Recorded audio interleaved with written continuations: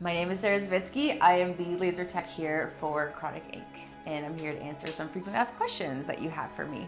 What's happening is the tattoo ink is going into the dermis, which is the sublayer under the epidermis, which is this stuff. So basically what's happening, the laser is targeting the ink kind of implanted underneath and bursting it for it to be small enough to settle into your bloodstream and kind of filter out that way.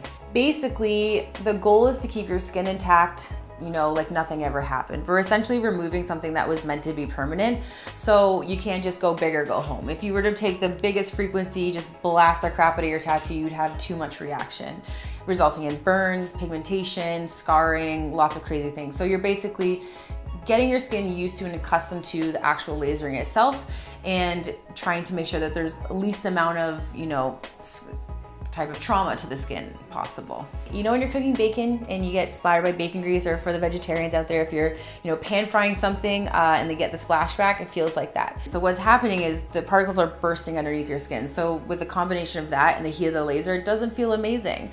Getting tattooed doesn't feel great as well, but it's a kind of a number, kind of more consistent pain. Laser's so fast, so furious, and then you're done and you're like, what just happened? But luckily it's quick, but just the way that we have the technology at the time. But there's things to do, you know, to help with the pain, and you can ice the area, you can numb it, all that good stuff. So icing helps quite a bit before and after the treatment, so pre and post cooling. And numbing cream isn't like painless, won't make the whole experience painless, but it does help with the, you know, the snap of the laser on the surface of the skin, especially if it's in a bigger area or a bigger tattoo in a more sensitive area.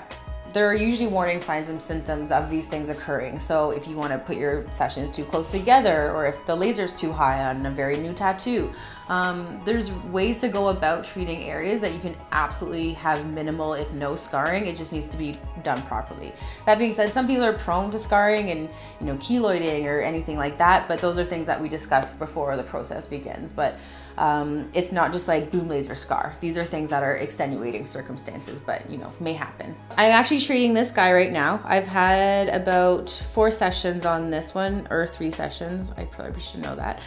This tattoo would take literally about 3 or 4 seconds to treat. Pretty quick. It's like pressure washing basically. So you're just going over the area just once, about a 30 to 50% overlap tops. You don't want to, you know, just keep going over. That just promotes trauma.